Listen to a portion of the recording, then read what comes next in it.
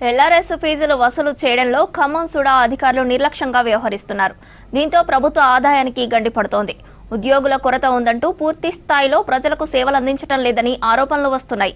అధికారులకు సమయపాలన లేకపోవడం, వరుస సెలవులతో ప్రజలను ఇబ్బందులు పెడుతున్నారన్న విమర్శలు వినబడుతున్నాయి.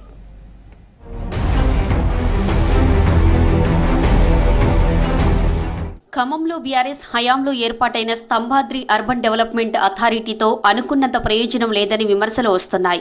ఎల్ఆర్ఎస్ ఫీజులు వసూళ్లే ఇందుకు నిదర్శనమని తెలిసింది. పట్టణంలో ఖమ్మం మున్సిపల్ కార్పొరేషన్ తర్వాత సుడాకే ఎల్ఆర్ఎస్ దరఖాస్తులు ఎక్కువగా వచ్చాయి. కేఎంసీకి 40,000 వస్తే సుడాకు 21,000 అప్లికేషన్లు వచ్చాయి. వారంతా ఫీజులు చెల్లిస్తే భారీగా ఆదాయం వచ్చే అవకాశం ఉంది. అయితే సుడా అధికారుల నిర్లక్ష్యంతో ఎల్ఆర్ఎస్ ఫీజుల చెల్లింపు అనుకున్నంత వేగంగా జరగడం లేదని తెలిసింది.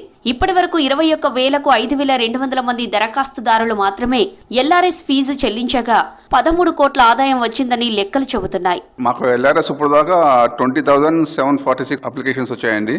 దాంట్లో ఇప్పుడు దాకా 5,180 మంది ఫీజు పే చేశారు. ఇంకా అప్రాక్సిమేట్లీ 15,000 వరకు ఫీజు పే చేయాల్సి వస్తుంది. ఇంకా టైం చాలా తక్కువ ఉంది.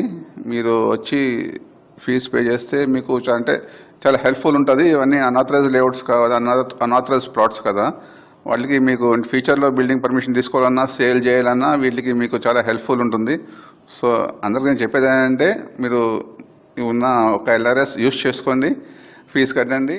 దరఖాస్తుదారులతో ఎల్ఆర్ఎస్ ఫీజు కట్టించడంలో సుడా అధికారులు తీవ్ర నిర్లక్ష్యం చేస్తున్నారని తెలిసింది. సిబ్బంది కొరతను సాకుగా చూపి ఎల్ఆర్ఎస్ దరఖాస్తుల క్లియరెన్స్ ను పట్టించుకోవడం లేదంటున్నారు స్థానికులు. 2020లో 1,000 రూపాయల ఫీజు చెల్లించి వారిని సంప్రదించి వారితో మొత్తం ఫీజు కట్టించేలా చూడటం లేదని తెలిసింది. 19,250 మందికి ఎల్ఆర్ఎస్ ఫీజులు చెల్లించాలని ఫోన్లతో సమాచారం పంపించారని, ఆ తర్వాత వారు ఫీజు కట్టేలా కనీసం అవగాహన కల్పించడం లేదని ఆరోపణలున్నాయి. ప్రభుత్వం 25% రాయితీతో ఎల్ఆర్ఎస్ చేసుకునే అవకాశాన్ని కల్పించిందని, అయితే ప్రజలు దీనిని సద్వినియోగం చేసుకునేలా అధికారులు ఎక్కడా చొరవ తీసుకోవడం లేదని విమర్శలు వస్తున్నాయి. సుడా పరిధిలో ఉన్న భూములు ఏదైతే ఉన్నాయో లేఅవుట్లు కానివ్వండి, లేదు గ్రామ పంచాయతీలు ఉన్న భూములు కానివ్వండి, ఎవరన్నా ఇల్లు కట్టుకోవాలన్నా దీనికి పర్మిషన్ తీసుకోవాలంటే ఎల్ఆర్ఎస్ కావాలి.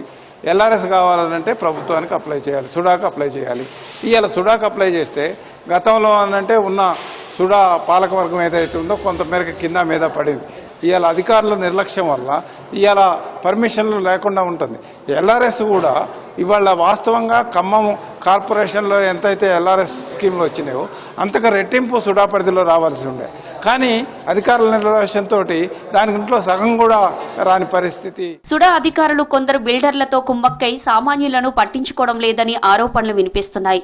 బిల్డర్లు వెంచర్ల నిర్వాహకులకు ప్రాధాన్యత ఇస్తున్నారని, వెంటనే వారి దరఖాస్తులు క్లియర్ చేస్తున్నారని చెబుతున్నారు స్థానికులు. రాష్ట్ర ప్రభుత్వం మధ్యతరగతి ప్రజలకు ఉపయోగపడే విధంగా ఎల్ఆర్ఎస్ తీసుకుని వచ్చింది, కానీ దాన్ని అమలుపరచడంలో ఇవాళ కార్పొరేషన్ అధికారులు విఫలమవుతున్నారు. మధ్యతరగతి ప్రజలకు ఉపయోగపడే విధంగా తీసుకొస్తామని చెప్పింది, కానీ ఆచరణలో చూస్తే మాత్రం దరఖాస్తులను తీసుకొని అప్లై చేయడంలో కానీ, ప్రజలను చైతన్యవంతం చేయడంలో కానీ, ఆ సమస్యను పరిష్కారం చేయడంలో అధికారులు చాలా తీవ్రమైన అలసత్వంగా కనిపిస్తున్నట్టు. ఇక జిల్లాల సుడా విస్తీర్ణం భారీగా ఉన్నా ఆ స్థాయిలో అధికారులు సిబ్బంది లేరు. ఉన్న అధికారుల్లో ఒకరిద్దరు ఎల్ఆర్ఎస్ ఫీజులు చెల్లించేందుకు, కేఎంసీకి వచ్చే వారికి సూచనలు చేసేందుకు కౌంటర్లలో ఉంటున్నారని చెబుతున్నారు స్థానికులు. మిగిలిన వారు ఇతర పనులను సాకుగా చూపి ఎల్ఆర్ఎస్ ప్రక్రియకు దూరంగా ఉంటున్నారని తెలిసింది. ఎల్ఆర్ఎస్ ఫీజులు వసూలు చేయడం కంటే ఇతర అనుమతులు జారీ చేయడంపైనే అధికారులు దృష్టి సారించారని విమర్శిస్తున్నారు పబ్లిక్.